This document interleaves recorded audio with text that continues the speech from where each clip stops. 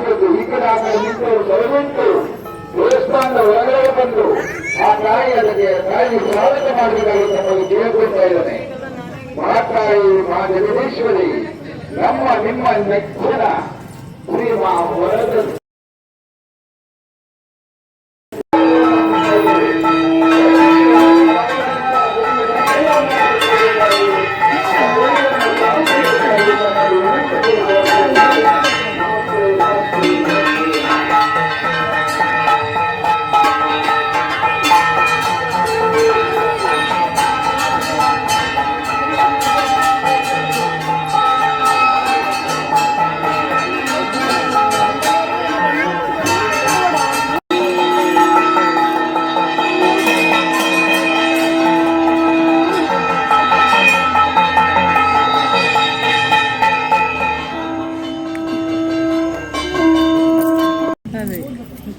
ಇಷ್ಟರು ಬಂದು ಒಂದ್ಸಲ ಆಗ್ತದೆ ಎಂತ ಮಾಡ್ಕೊಳ್ಳಲ್ಲ ಮನೇಲಿ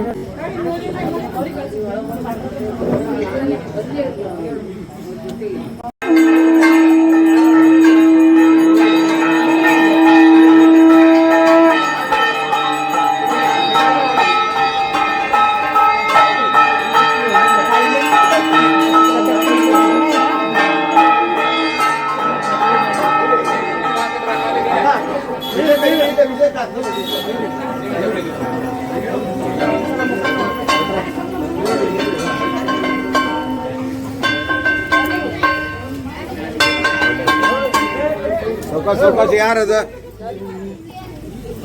ಯಾರದು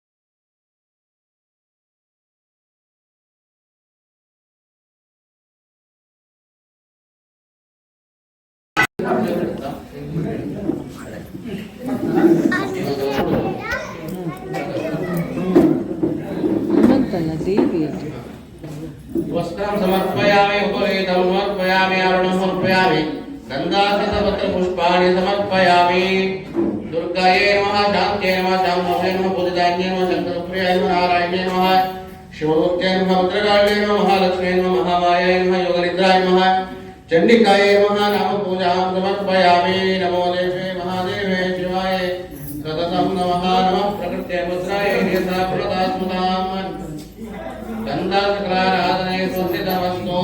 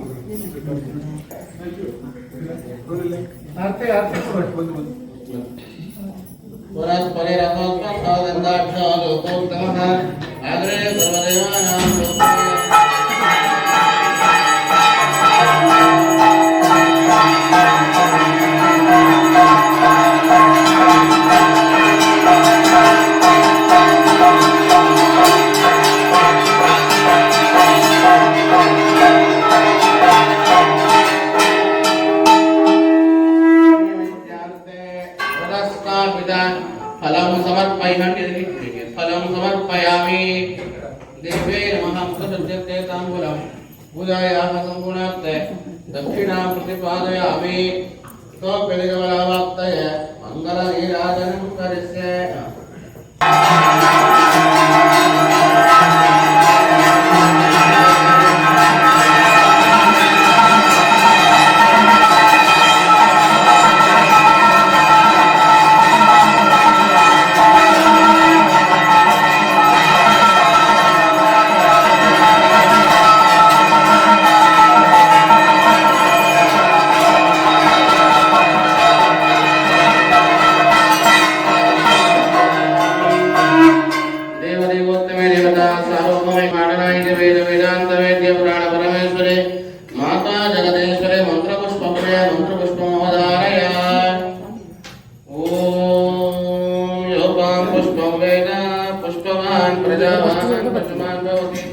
चंद्रमा वा अपां पुष्पं पुष्पवान् प्रजावान् पशुमान् भवति य एवं वेद अपामायतनं वेद आयतनवान् भवति अग्निर्वा अपामायतनम् आयतनवान् भवति यो अग्नेरायतनं वेद आयतनवान् भवति आपो वा अग्नेरायतनम् आयतनवान् भवति यो अग्नेरायतनं वेद आयतनवान् भवति एवं वेद योपामायतनं वेद आयतनवान् भवति वायुर्वा अपामायतनम् आयतनवान् भवति यो वायोरायतनं वेद आयतनवान् भवति आपो वै वायोरायतनम् आयतनवान् भवति य एवं वेद योपामायतनं वेद आयतनवान् भवति असौ वै तपन्नपामायतनम् आयतनवान् भवति यो शतवत आयतनं वेद आयतनवान् भवति आपो वा अमशतवत आयतनम्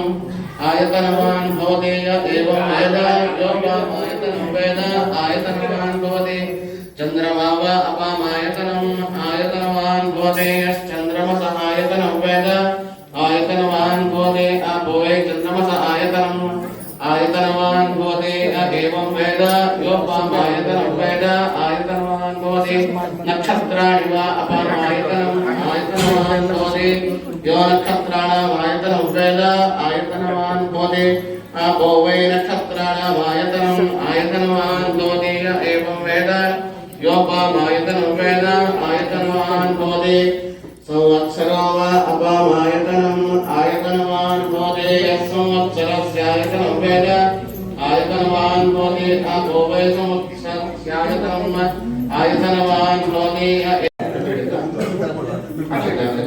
ओम अग्ने रोहितं यज्ञस्य देवं त्रिजं भोदानं रक्तदातं अमरात्रिविद्यदाय रुद्रादयम्या क्षभिः विश्वादिष्टयोदित प्रामज्ञानिवतो देव्यो ज्वलः ज्योतिषमादते तमः निरसुस्रारमसृजोषसं देव्यायते अपेदः सते तमः ऋग्वेदसेवां समर्पयामि देवदेवोत्तमे देवता सार्वभौमे ग्राडपटि ब्रह्माण्डनायक वेद वेदान्त वेद्य पुराण पुराणेश्वरी माता जगदेश्वरे यजुर्वेदप्रिये यजुर्वेदसेवाम् अवधारय ओम जातवेदसे मनोवामसोमरासि यतोरितः वेदः सरस्वर्षदुर्गां विश्वानामरसिन्धुसुता सिद्धि तामतिवर्णां त्रिसात्वनन्तिं वैरोचनीं ब्रह्मपदे दृष्टां दुर्गां देवीं शरणं प्रपद्ये सुतरसिद्धे नमः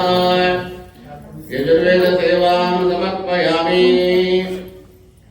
देवदेवोत्तमे देवता सार्वभौम ज्ञानकोटि ब्रह्माण्डनायक वेद वेदान्त वेद्य पुराणवनमेश्वरी माता जगदीश्वरी सामवेद प्रिय सामवेद सेवाम् अवधारय ओम एतत् सामगायन्नास्ते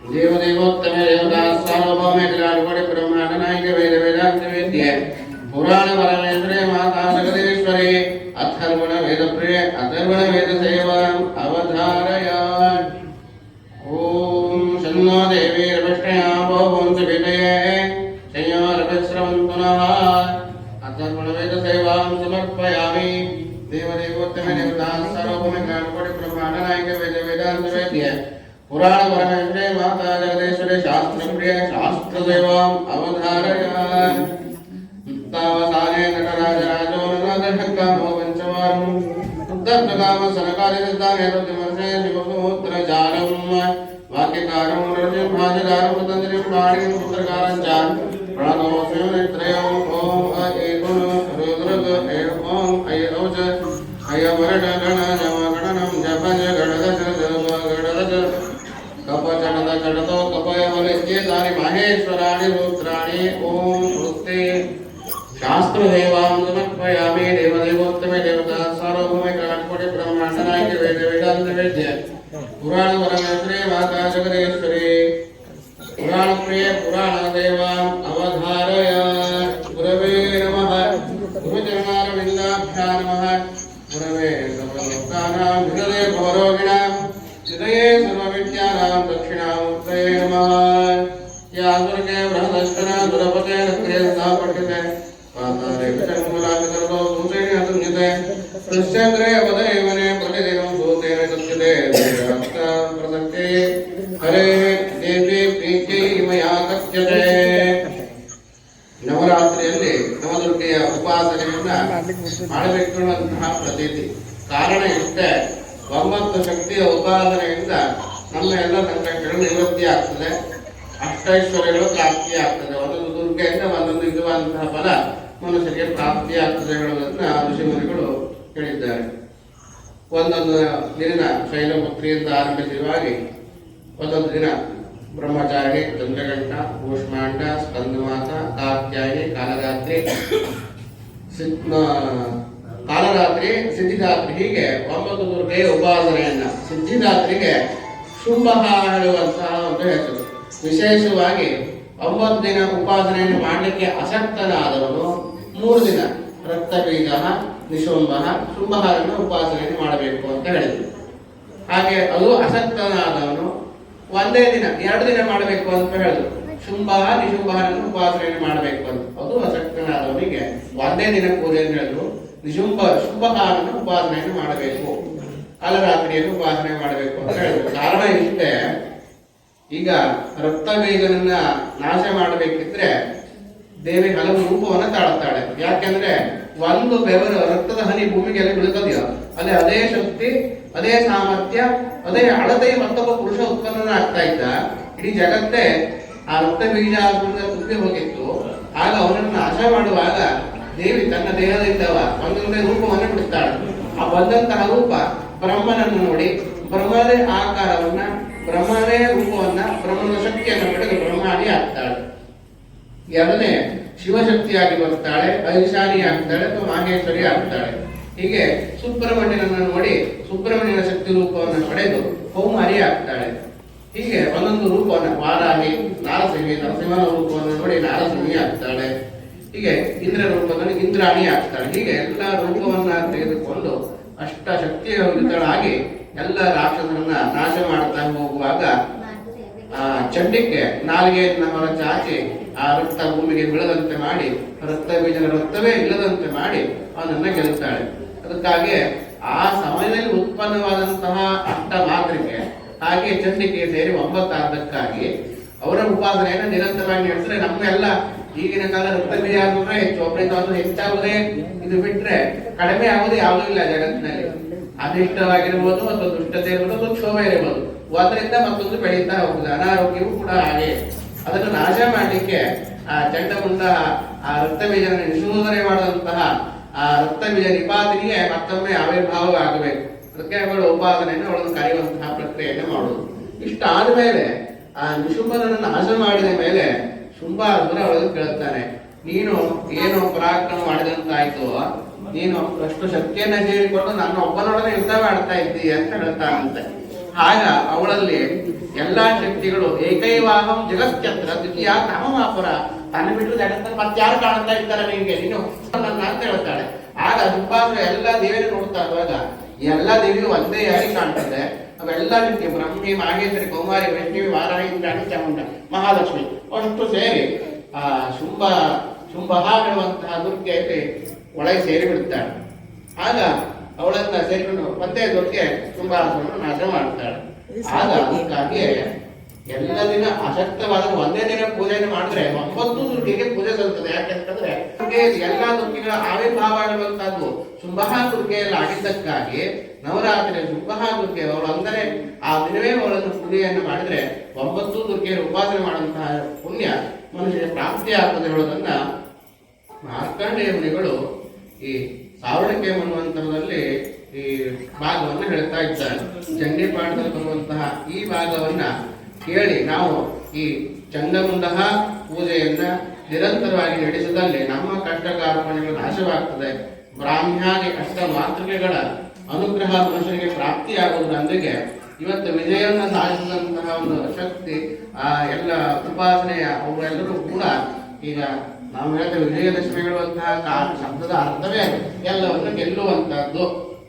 10ನೇ ದಿನದಲ್ಲಿ ಎಲ್ಲವನ್ನು ಗೆಲ್ಲುತ್ತೇವೆ. ನಿರಂತರ ಸತತವಾದಂತಹ ಪ್ರಯತ್ನದಿಂದ 9 ದಿನದ ಪ್ರಯತ್ನದಿಂದ 10ನೇ ದಿನಕ್ಕೆ ಜಯ ಸಿಗ್ತವೆ. 8 ದಿನ ಸೋಲಾಗಿರ್ಬೋದು, 9 ದಿನ ಸೋಲಾಗಬಹುದು, 10ನೇ ದಿನ ಸೋಲಾಗುವುದಿಲ್ಲ. ಅಂದ್ರೆ ಯಾವುದೇ ಸತತ ಪ್ರಯತ್ನ 10 ಬಾರಿ ನಾವು ಪ್ರಯತ್ನವನ್ನು ಮಾಡಿದ್ದೇವೆ ಅಂತಂದ್ರೆ ಅದನ್ನು ನಾವು ಸಫಲರಾಗ್ತೇವೆ ಹೇಳೋದನ್ನ ಈ 9 ದಿನ ನಮಗೆ ತಿಳಿಸಿಕೊಡುತ್ತದೆ. ಕಠಿಣತೆಯ ಪರಿಶ್ರಮ ನಮಗೆ ಫಲವನ್ನ ಕೊಡುತ್ತದೆ ಹೇಳೋದನ್ನ ಇದು ಸೂಚನೆಯನ್ನು ಮಾಡುತ್ತದೆ. ಮಕ್ಕಳಿಗೂ ಕೂಡ ಬರ್ತದೆ ಈ ವಿಷಯ.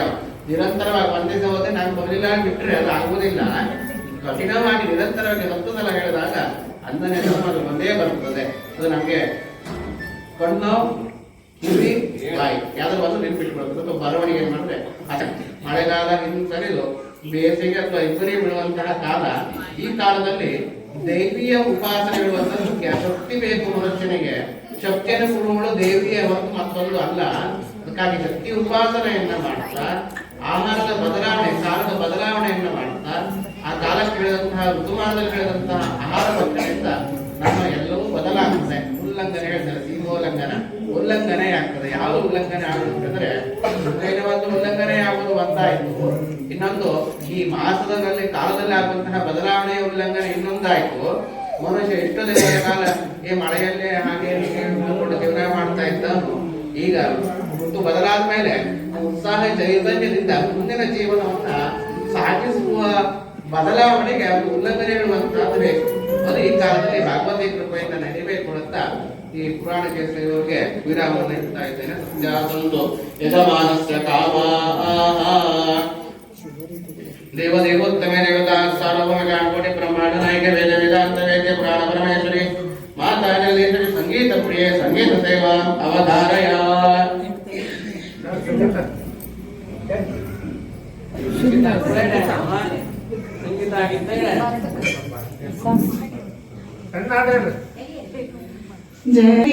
ಜಗದೀಶ್ವರಿ ಬಾರಮ್ಮ ಚಿತ್ತ ಮಂದಿರಕ್ಕೆ ನೀ ಬಾರಮ್ಮ ಅಮ್ಮ ಮನ ಮಂದಿರಕ್ಕೆ ನೀ ಬಾರಮ್ಮ ಮನ ಮಂದಿರದಲ್ಲಿ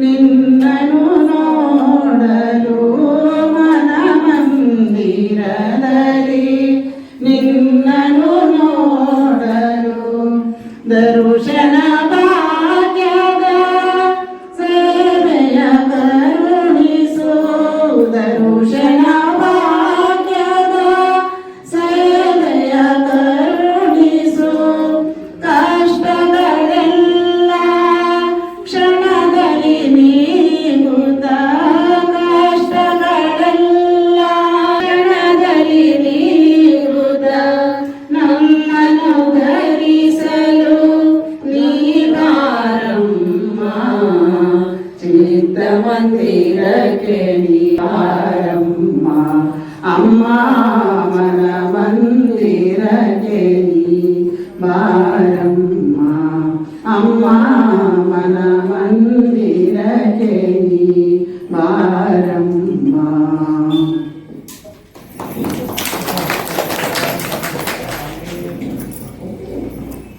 ಸಮರ್ಪಯಾಮಿ ದೇವದೇವೋತ್ತಮೇ ದೇವತಾ ಸಾರ್ವಭೌಮಿಕ ಕೋಟಿ ಬ್ರಹ್ಮಾಂಡ ನಾಯಕ ವೇದ ವೇದಾಂತ ವೇದ್ಯ ಪುರಾಣ ಪರಮೇಶ್ವರಿ ಮಾತಾ ಜಗದೇಶ್ವರಿ ನೃತ್ಯ ಸೇವ ಪ್ರಿಯ ನೃತ್ಯ ಸೇವಾ ಅವಲೋಕಯ. ಡ್ಯಾನ್ಸ್ ನಿಂತು ಬಂದು ತಪ್ಪು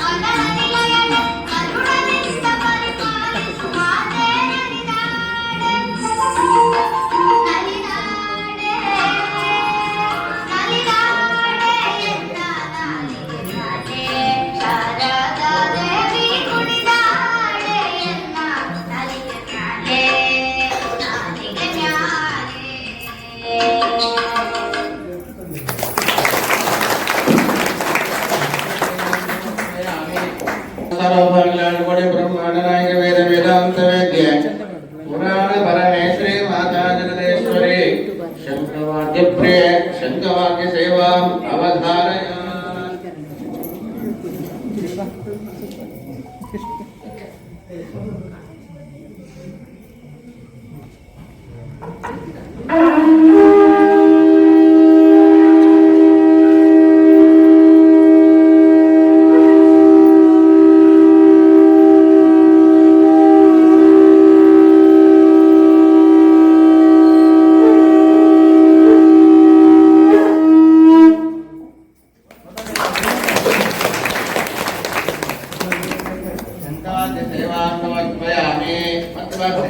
ಸರ್ವವಾದ್ಯಕಃ ದೇವದೇವೋತ್ತಮ ದೇವತಾ ಸರ್ವದೇವಪಡಿ ಬ್ರಹ್ಮಾಂಡ ವೇದ ವೇದಾಂತ ವೇದ್ಯ ಪುರಾಣ ಪರಮೇಶ್ವರಿ ಮಾತಾ ಜಗದೇಶ್ವರಿ ಸರ್ವವಾದ್ಯ ಪ್ರಿಯೆ ಸರ್ವವಾದ್ಯ ಸೇವಾ ಅವಧಾರಯ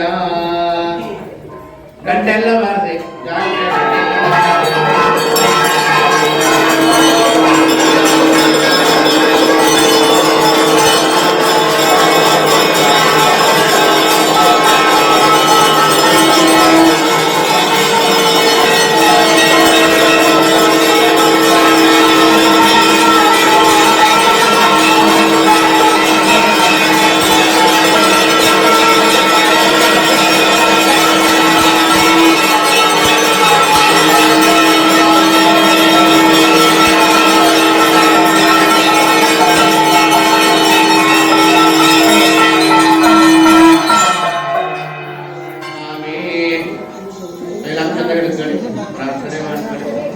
मंत्रपुष्पांजलिं देवी नवजातके ब्रह्मजामदेवदेवे मंत्रवाचारणपूर्वक मंत्रपुष्पांजलिं समर्पयामि प्रार्थयेन या माया मधुकैटमप्रमदने या चण्डमुण्डार्जने या माया महिषासुरक्षेत्रे या रक्तविचक्षे या भाषुम्बरशुम्भदैत्यतरणे या सिद्धलक्ष्मीपरा सा चण्डेन कोटिमूर्तिसहिता मां पातु दुर्गाम्बिका विद्युतामसमप्रभामृगवलस्कन्दासितां भेषणां संज्ञाभिकरवालिकेणनन्दस्तानिराधयितां हस्तशक्रतरालिकेणविजगां चापं गुणं तर्जनीं बिभ्राणामरलात्मिकां ऋषितरां दुर्गां त्रिनेत्रां वदे या देवी सर्वभूतेषु शक्तिरूपेण संस्थिता नमस्तस्यै नमस्तस्यै नमस्तस्यै नमो नमः या देवी सर्वभूतेषु मातृरूपेण संस्थिता नमस्तस्यै नमस्तस्यै नमस्तस्यै नमो नमः या देवी सर्वभूतेषु लक्ष्मीरूपेण संस्थिता नमस्तस्यै नमस्तस्यै नमस्तस्यै नमो नमः सुता सुरैर्गोमेष संश्रया तथा सुरेन्द्रेण दिनेषु सेविता करोतु सा न शुभहे जुरेश्वरे शुभानि भद्राणि व्यन्तु सापदा भगवत्यै मनसोदिष्ट प्रार्थनां समर्पयामि लोकಕ್ಕೆ ಯೋಗಕ್ಷೇಮವನ್ನು ಉಂಟು ಮಾಡಿಕೊಡಲು ಕೇಳಿಕೊಳ್ಳಿ ಪ್ರಾರ್ಥನಾಂ ಸಮರ್ಪಯಾಮಿ ಯಸ್ಯ ಸ್ಮೃತ್ಯಾಗನಾಮೋಕ್ತ್ಯ ಪದ ಪೂಜಾ ಪರಿಕ್ರಮಾದಿ ಕ್ರಿಯಾದಿಷು ನ್ಯೂನಂ ಸಮುಳದಾಮ್ಯಾದಿ ಸತ್ಯ ವಂದೇನ ವಾಚಕಂ ಅಸ್ಮಿನ್ ಶುಭದಿನೆ ಆಶ್ರಯವಾದೇ ಶುಕ್ರಪಕ್ಷದೋಷಮ್ಯಾಂ ಗುರುವಾಶ್ರಯ ಮಯಾ ಕೃತ ದೇವ್ಯಾಃ ಆಂದೋಲಿಕಾ ಪೂಜಾರಾಂ ರಾಜೋಪಚಾರ ದೇವಯ ಮಾತಾ ಜಗದೇಶ್ವರೇ ಪ್ರಿಯದಾನ್ಯೇ ವೃತ್ತಿದೇವ್ಯ ತತ್ಸದ ಜಗದಂಬಾರ್ಪಣಮಸ್ತು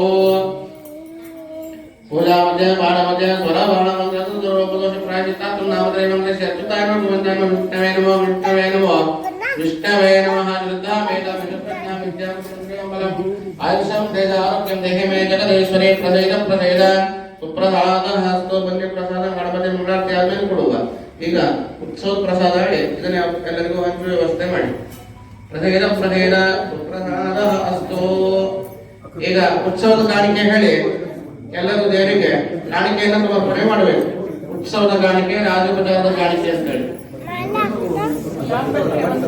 ರಾಮಟ್ರೆ ಕೊಡಿ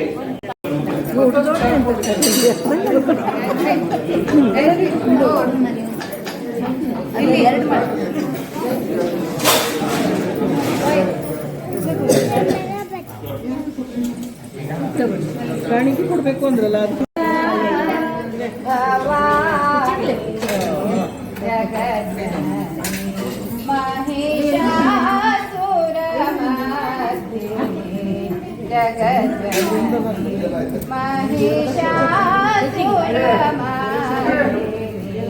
देवी भजो दुर्गा भवानी देवी भजो दुर्गा भवानी हिमावतनन्दिनी भव भयवन्दिनी हिमावतनन्दिनी भव भयवन्दिनी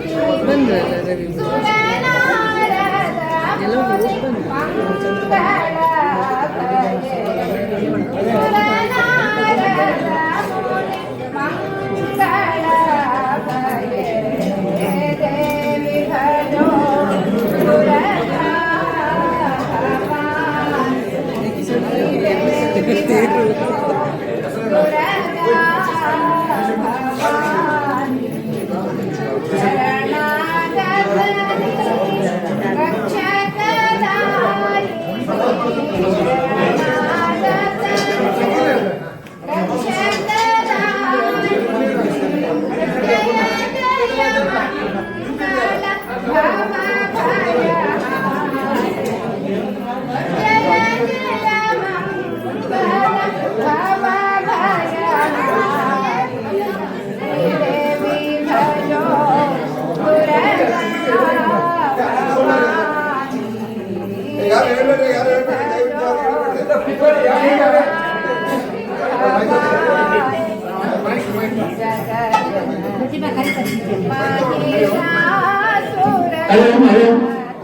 ದಯವಿಟ್ಟು ಒಂದ್ಸಲ ಈ ಕಡೆ ಗಮನ ಇಡ್ರಿ. ಮಾತೆಯರಲ್ಲಿ ಒಂದು ವಿನಂತಿ, ಯಾವುದೇ ಹಾಡಿದ್ರು ಒಂದ್ಸಲ ಬಂದ್ ಮಾಡೋಣ. ಹೀಗೆ ಇಷ್ಟು 1 ವರ್ಷದಿಂದ ನಮ್ಮ ತಾಯಿಗೆ ಅರ್ಪಣೆ ಆಗಿದ್ದು, ಜಗದೀಶ್ವರಿಗೆ ಏನು ಅರ್ಪಣೆ ಆಗಿದ್ದು ಸೀರೆ ಒಂದು ಪ್ರಸಾದ ಅಂತ ತಿಳ್ಕೋಬೇಕು ನಾವು. ಇವತ್ತಿನ ದಿನ ಕೇವಲ ಒಂದು 10-15 ನಿಮಿಷದಲ್ಲಿ ಕೆಲವೊಂದು ಸೀರೆಗಳನ್ನ ಏನೋ ರೂಢಿ ಭಾಷೆಯಲ್ಲಿ ಹೇಳ್ತೇವಲ್ಲ ನಾವು, ಸವಾಲ್ ಅಂತ, ಅದನ್ನ ಮಾಡ್ತಾ ಇದ್ದೇವೆ. ಎಲ್ಲರೂ ತಾವು ಇಷ್ಟಪಟ್ಟು ಅದನ್ನು ತಗೋಬಿಟ್ರೆ ಅದು ದೇವಿ ಪ್ರಸಾದ ನಮ್ಮ ಮನೆಯಲ್ಲಿ ಇರಲಿ. ಆ ದೇವಿ ಹುಟ್ಟಿದ ಒಂದು ಸೀರೆಯನ್ನ ರೂಢಿ ಭಾಷೆಯಲ್ಲಿ ಹೇಳ್ತಾ ಇದ್ದೇನೆ, ಆ ಸಂಸ್ಕೃತ ಭಾಷೆಯಲ್ಲಿ ಹೇಳ್ತಾ ಇಲ್ಲ. ಅವಳು ಹುಟ್ಟಿದ ಪ್ರಸಾದ ಅಂತ ಹೇಳ್ಬಿಟ್ಟು ತಮ್ಮ ಮನೆಯಲ್ಲಿ ಆ ದೇವಿಯ ಒಂದು ಸೀರೆ ಇದ್ರೆ ಅದು ನಮ್ಮ ಭಾಗ್ಯ. ಅದು ಮಹಿಳೆಯರಿಗೆ, ಮಾತೆಯರಿಗೆ ತುಂಬಾ ಭಾಗ್ಯ. ಅದನ್ನೆಲ್ಲರೂ ಸೇರಿ ನಮ್ಮ ಇಷ್ಟಕ್ಕೆ ಏನ್ ಬರ್ತದೆ ಅದನ್ನು ತಗೊಂಡು ಇದೊಂದು 10 ನಿಮಿಷದಲ್ಲಿ ಮುಗಿಸುವಂಥದ್ದು ಸವಾಲಿನ ಕಾರ್ಯಕ್ರಮ. ಅದರಲ್ಲಿ ಎಲ್ಲರೂ ಭಾಗ್ಯ ಆಗೋಣ. ನಾನು ತಗೋಬೇಕು, ನಾವು ತಗೋಬಾರ್ದು ಅನ್ನೋದೇನೂ ಇಲ್ಲ, ಎಲ್ಲರೂ ತಗೋಬೇಕು. ಆ ಒಂದು ಯೋಚನೆ ಮಾಡಿ ಇವತ್ತೇ ದೇವಿ ಇವತ್ತಿನ ನವರಾತ್ರಿ ಕೊನೆಯ ದಿನದಲ್ಲಿ ನಾವೆಲ್ಲರೂ ಭಾಗ್ಯ ಆಗೋಣ.